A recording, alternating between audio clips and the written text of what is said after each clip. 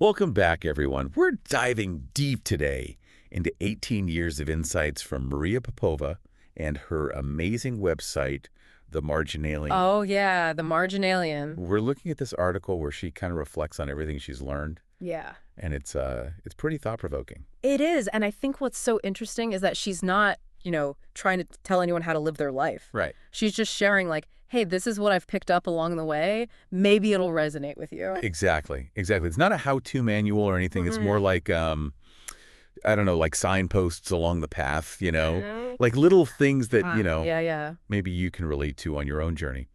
One of the things that really stood out to me was how she defines character.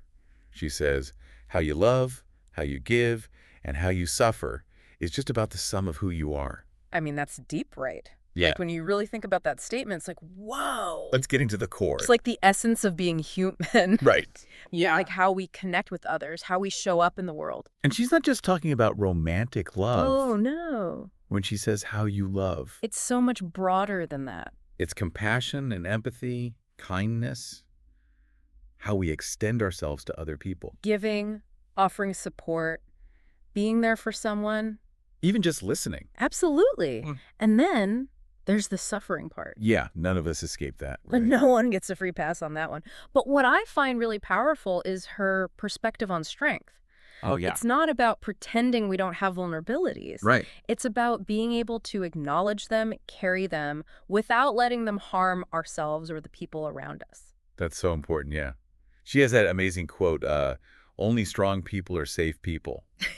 Like, are the people in my life those strong, safe people? Right. It makes you think about who you surround yourself with, and also what kind of person do you want to be for others. It's aspirational in a way, like striving to be that person who can love and give generously, but also face those inevitable hardships with grace and resilience. And she also talks about this idea of eventual recompense, Yeah. which I kind of struggled with a bit, to be honest. It's like, yeah. even when things don't work out the way we planned, Yeah, that can be a tough one. there's still some kind of reward for putting your heart into something. I see where you're coming from. It's easy to feel discouraged when efforts seem wasted, right? Yeah. But think about Walt Whitman. The guy was head over heels in love, but his love was totally unrequited. Oof. Totally heartbroken. Yet he turned that pain into art. Wrote, "There is no unreturned love. The pay is certain one way or another." Wow. Yeah. His heartbreak became the fuel for his poetry, which ended up touching countless lives. That's so powerful. So it's like, even when things don't go as planned, Right. there can be this unexpected ripple effect. Absolutely. It's about resilience. It's about finding those new paths, even when we face setbacks. And, she also really emphasizes this idea of self-growth, continual self-growth. And that's tied to kind of like unselfing and choosing joy. Those feel connected somehow. Right. Totally. Like letting go of that self-absorption, that ego, frees us up to grow and focus on something bigger than ourselves. Yeah, and that choosing joy piece. Yeah. Even when life throws you curveballs, that's incredibly empowering. But how do you actually do that? Yeah. Like when you're facing real hardship? Well, she brings up Viktor Frankl, the guy who survived the concentration camps. Oh, wow. He found these tiny sparks of joy to hold on to, even in that darkness. Really? Like a beautiful sunset, a kind word from another prisoner. These small joys helped him survive. It's about perspective. So powerful. Right. And she also talks about, finding delight in these everyday moments. Yeah. Like an old man walking his dog, a kid on a bike, even just a snail making its way across the sidewalk. It's about noticing those things. Intentionally shifting our focus to the beauty that's still there. Yeah. And she highlights this poem by Jane Hirschfield. It's so beautiful. She says, "So few grains of happiness measured against all the dark, and still the scales balance." Wow. Like we have the power to tip those scales, to choose how we see the world. That's amazing. Now, she also uses this really interesting analogy to describe deep relationships. She calls them both lifeboats and submarines. Lifeboats and submarines. Yo, what do you make of that? Well, think about it. Okay. Lifeboats offer safety and support during storms, right? Yeah. But submarines, they venture into the depths, they explore those hidden, sometimes murky parts of ourselves and the people we love. Okay. And in those depths, forgiveness becomes absolutely essential. So forgiveness is like what? The force that brings the submarine back up, keeps it from getting lost down there. Exactly. It allows us to confront those vulnerabilities and come out stronger, Yeah. both individually and as a couple. And that connects to something so important that Popova says, there are infinitely many kinds of beautiful lives. And she wrote that after finishing her book Figuring, Oh, yeah. which is all about like these incredible lives, right? It's such a beautiful invitation to, embrace our own paths, define what makes our lives meaningful. It is, yeah. It's so easy to get caught up comparing ourselves to other people. Yeah, totally. But we each get to decide what a beautiful life looks like for us. Yeah. It makes me think about, her advice to question our maps of the universe, Our maps. both internal and external. Oh, interesting. Yeah. Like, are we holding on to these outdated maps, beliefs, assumptions? Ooh, I like that. Like, are we truly open to new information? Or are we Yeah. just kind of stuck in our ways? Yeah. And are we challenging our own perspectives? Oh. Which makes me think about how much she advocates for fighting cynicism. Oh, cynicism is a tough one. It is. It's so easy to fall into, right? It is. It can feel like intelligent or even protective in a way. Yeah, like you're in the know. Right. But I think it ultimately leads to stagnation and this kind of like hopelessness. It can, yeah. It can definitely be a trap. She contrasts it with critical thinking, right? Yes. Which is about constructively analyzing and questioning things. Exactly. Whereas cynicism is often just like shutting down the possibility of progress. It is. It's like this wall. Yeah. So I think fighting cynicism means choosing to believe in the possibility of progress. Yes, even when we encounter those setbacks.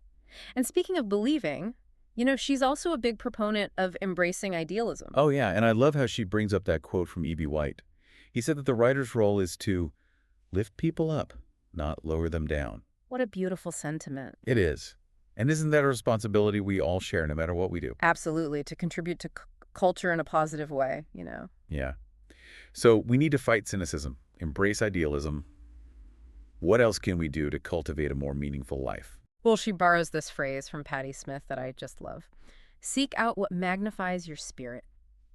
I mean, have you ever thought about what that means for you? I'll be honest, that one's kind of new for me. Yeah. Like, what exactly does it mean to magnify your spirit? Well, it's about identifying the people, the ideas, the experiences that really bring us joy, that fuel our creativity, Okay. that make us feel truly alive. And then the key is to actively seek those things out. We can't just passively wait for them to happen. Yeah, it's like we actually have a lot of agency in shaping our own experiences. We do. Now, this next point from Popova might be a little challenging because, we live in this culture that's obsessed with instant gratification. Oh, yeah. She quotes Debbie Millman, who said, "Expect anything worthwhile to take a long time." Oof, yeah. That's a hard one, but it's so true. Right. It's easy to get discouraged when we don't see those immediate results. It is. But the truth is, those overnight success stories we hear all the time, Mhm. they're mostly a myth. True growth takes time, patience, consistent effort.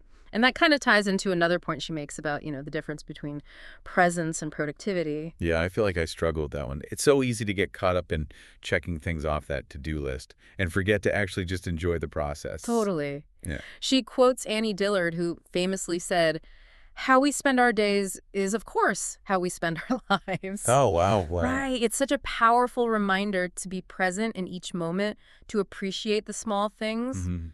to resist that tyranny of constant productivity. Yeah, it's a good reminder to slow down. So we need to be patient, present, and believe people when they show us who they are. That's another crucial one. That's a good one. Along with a very important caveat.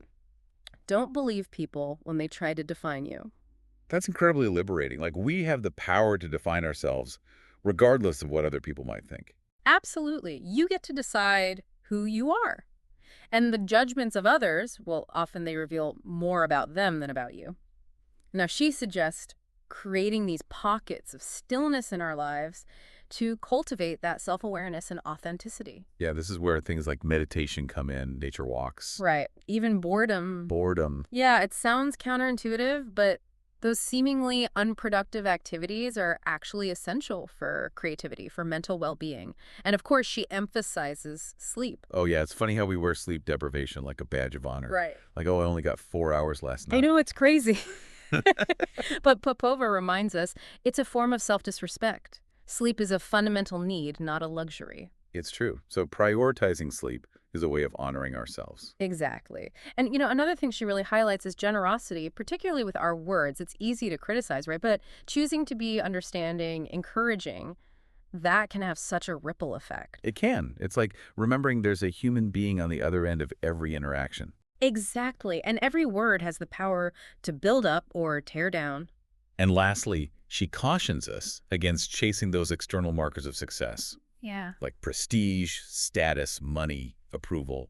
All those things that we think will bring us happiness. Yeah. And she quotes Paul Graham, who says, prestige is like a powerful magnet that warps even your beliefs about what you enjoy. Like, we end up chasing things that don't even truly bring us joy. So how do we figure out what actually does bring us joy, what truly fulfills us? That's the million-dollar question, isn't it? It is. It's a lifelong journey, It requires introspection, experimentation, and the courage to follow our own compass, even when it leads us off that well-worn path.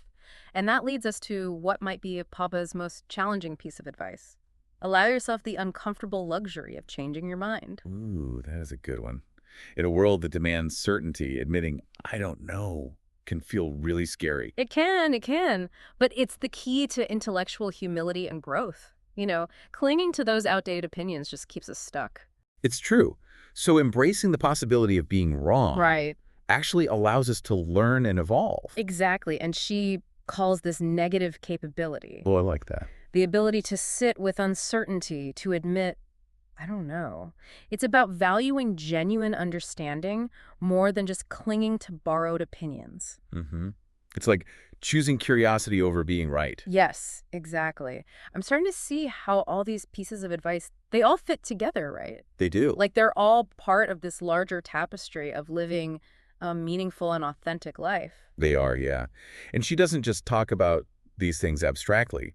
She actually links to these 18 essays Oh, yeah, right. in this article that have really shaped her thinking. It's an amazing collection, They cover so many different topics. I was curious, like, what are some of the titles that jumped out at you? Well, there's one about Hannah Arendt's perspective on love and how to live with that, like fundamental fear of loss. Wow.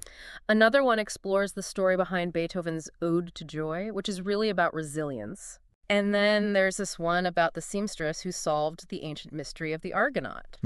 What? Yeah. That sounds fascinating. Right. What else is in there? Well, there's this beautiful piece about John Steinbeck's forgotten masterpiece, The Log from the Sea of Cortez, which is all about like the art of observation. Okay. And then another one that explores the life and work of Margaret Wise Brown, the author of Goodnight Moon.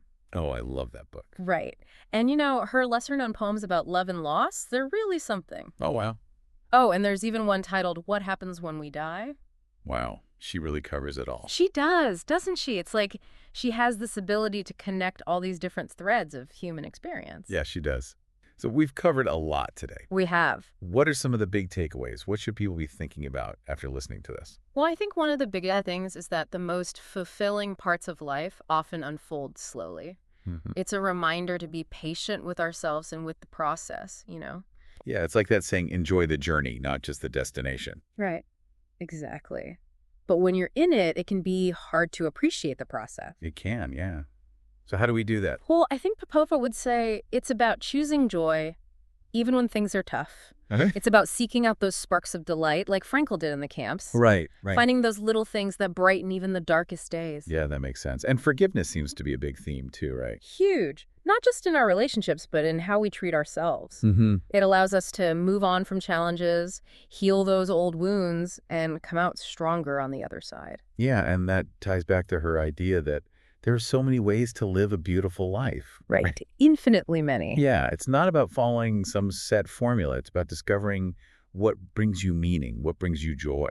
Exactly. And, she also talks a lot about authenticity, about defining success on our own terms. Right. And that uncomfortable luxury of changing our minds when we get new information. Yeah. It's like she's saying, be a lifelong learner. Yes. Stay curious, stay open. And be willing to evolve, to admit when you're wrong. That's what she calls negative capability. I like that. So you've changed your mind about things, right? Oh, absolutely. I used to be pretty rigid in my thinking, especially about certain political issues. Okay. But as I've gotten older, I've realized the importance of listening to different perspectives, being open to changing my mind, It's humbling. It can be, yeah. But ultimately, I think it's made me a more understanding person. Yeah. So going back to that collection of essays she linked to, Oh, those are great. what do you think people could get out of exploring those? I think they give you this glimpse into how curious she Yeah. is about so many different things: art, literature, science, philosophy. Wow. But they're all connected by this search for meaning, this desire to understand the world. Yeah. I'm definitely going to check those out. So for our listeners who might be feeling a little overwhelmed with everything we've talked about today, what's the one thing they should focus on? Hmm. I think the biggest thing is to cultivate that curiosity about yourself and about the world around you. Okay. Embrace that uncomfortable luxury of changing your mind, like we talked about. Mm, And remember, a meaningful life isn't about reaching some predetermined destination. It's about savoring the journey itself, with all its ups and downs. that's beautifully said. And if you're looking for a guide on that journey, Hmm. I highly recommend checking out the Marginalian and all the wisdom that Maria Popova has shared over the years. She's amazing. You might just find something that really speaks to you. You might. And who knows, maybe the most enriching questions are the ones we never stop asking. That's a great point. Well, that wraps up our deep dive into Maria Popova's 18 life lessons. It's been a pleasure. Thanks for joining us, everyone. See you next time.